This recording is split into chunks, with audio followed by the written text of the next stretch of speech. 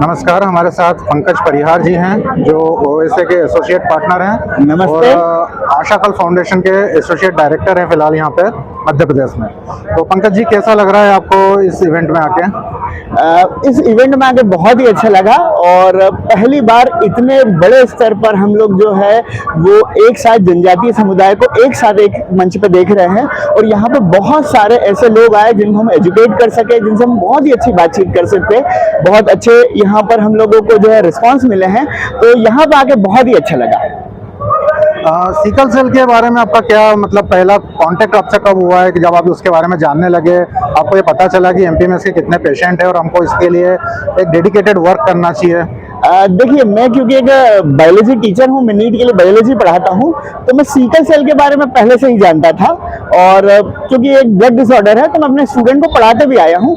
और पिछले कुछ 6-7 महीने से मैं ओएसए के साथ जुड़ा हूँ और यहाँ पर मेरे को पता चला है कि ओएसए बहुत बड़े स्तर पर यहाँ पर सिकल सेल के लिए काम कर रहा है। और इस बहुत ही अच्छे काम में मैं भी एक कड़ी के तौर पे जुड़ता चले गया। और अब जो है ओएसए के साथ बहुत ही जो है वो आत्मीयता के साथ हम लोग मध्य प्रदेश में काम कर रहे हैं। हम लोग खंडवा, बुरहानपुर, बड़वानी, खरगोन, धार जिलों में भी काम कर रहे हैं और बहुत सारे पेशेंट की ओएसए सहायता करता है। और बहुत ही अच्छा लगता है कि मैं इतने अच्छे फाउंडेशन के साथ हूँ, एक इतने अच्छे संस्था के साथ हूँ जो पिछले 25 सालों से इतने बड़े लेवल पर एक बहुत ही अच्छा काम करते चले आ रहा है।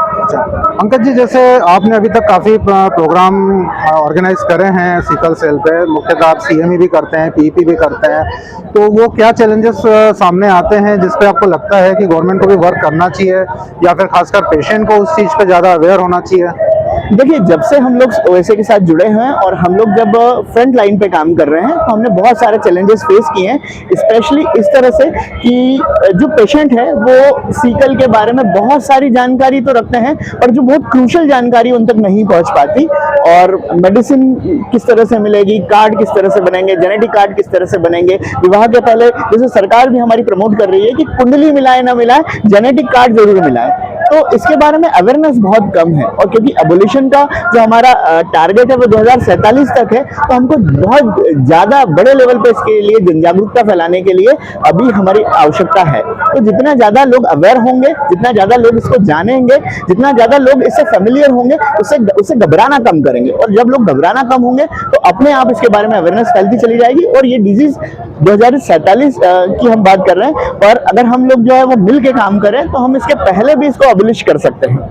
अच्छा, आप खुद भी एक शिक्षक हैं, तो आप उन शिक्षकों को क्या संदेश देना चाहते हैं? मतलब क्या एक विद्यालय स्तर पर इस पे कुछ काम होना चाहिए कि हम सरकार से एक पैरेलल इस चीज़ पे अवेयर कर सकें उन्हें, स्टूडेंट्स को खासकर, ताकि वो अपने पेरेंट्स को इस चीज़ के बारे में ज़्यादा से ज़्यादा जानकारी दे पाएं? देखिए, मैं एक शिक्षक हूं और मैं ये बात बहुत अच्छे से जानता हूं, या मैं पिछले 15-16 साल से जब से मैं शिक्षा के क्षेत्र में हूं, तो मैंने देखा है कि जो छोटे बच्चे हैं, जब हमको स्कूल में या हम ट्यूशन में या हम लोग कॉलेजेस वगैरह में स्टूडेंट्स को जब भी कोई बात बताते हैं, वो पेरेंट्स से जाकर जरूर शेयर करते हैं। तो एक बहुत ही अच्छा तरीका हो सकता है माता पिताओं को, बच्चों को और सोसाइटी को, हमारे समाज को एजुकेट करने का, कि यदि हम जो है वो स्कूल की साथ मिलकर या स्कूल में इस तरह के प्रोग्राम चलाएं, तो वहां से जो है वो अवेयरनेस फैलेगी। देखिए, हर घर का बच्चा आज सरकार एजुकेशन को लेके इतनी ज्यादा मतलब मिशन मोड पे है कि सभी बच्चे जो है वो शिक्षा प्राप्त करने के लिए स्कूलों में जाते हैं।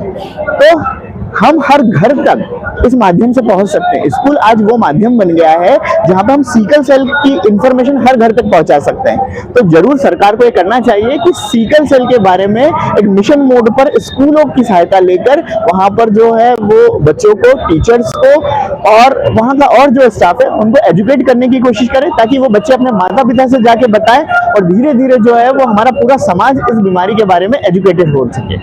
अच्छा, मुख्यतः एक अनुवांशिक बीमारी है, तो इसका एलिमिनेशन की प्रोसेस वहीं से स्टार्ट होगी जहां से हम प्री मैरिटल काउंसलिंग? जी बिल्कुल, ये प्री मैरिटल काउंसलिंग बहुत जरूरी है।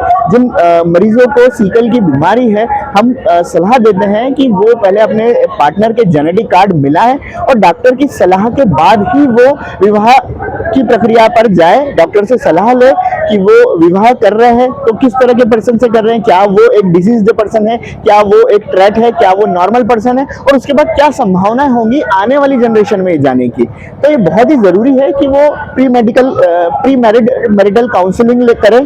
इसके अलावा जो है वो जिनकी शादी हो चुकी है तो अब वो प्रेगनेंसी की तरफ देख रहे हैं, जब वो बेबी प्लानिंग कर रहे हैं तो हम वहां पे भी सलाह देते हैं कि वो डॉक्टर से कंसल्ट करें, अपने नजदीकी जिला अस्पताल में जाएं और वहां पर जाकर डॉक्टर को बताएं कि हमारी अब शादी हो चुकी है और हम बेबी प्लानिंग कर रहे हैं, तो इसमें आने वाले बेबी को इस बीमारी के होने के या ट्रैट होने की कितनी संभावना है। तो जब तक वो पेशेंट से सलाह लेंगे इस तरह की, जब तक वो डॉक्टर्स पेशेंट को सलाह देंगे इस तरह की, तो मेरे को ऐसा लगता है कि हम सभी को ऐसा लगता है कि ये बीमारी से लड़ने में हमें और ज्यादा मदद मिलेगी।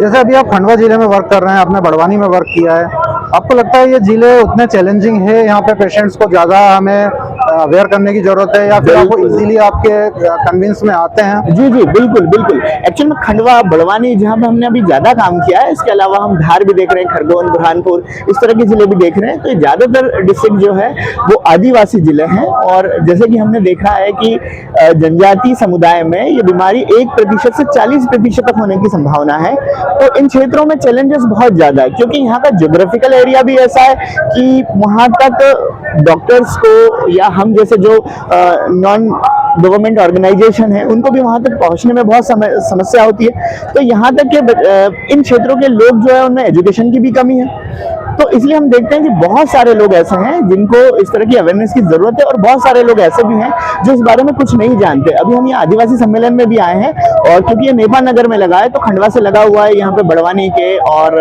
महाराष्ट्र के, और हमने आसपास के बहुत सारे लोगों से बात करी है, तो बहुत सारे लोग हैं जो सीकल के बारे में जानते ही नहीं है। तो एजुकेशन बहुत जरूरी है, और स्पेशली इन जिलों पर बहुत ज्यादा काम करने की जरूरत है, बहुत सारी स्क्रीनिंग की जरूरत है, बहुत सारे लोगों को अवेयरनेस की जरूरत है। तो डेफिनेटली सरकार को यहाँ पे और ज्यादा इंटेंसिटी से के साथ काम करना होगा, और हम लोग भी यहाँ पर और ज्यादा इंटेंसिटी के साथ काम कर रहे हैं। ठीक है पंकज जी, बहुत बहुत धन्यवाद आपका, और बहुत शुभकामनाएं आगे के आपके सभी प्रोग्राम। धन्यवाद।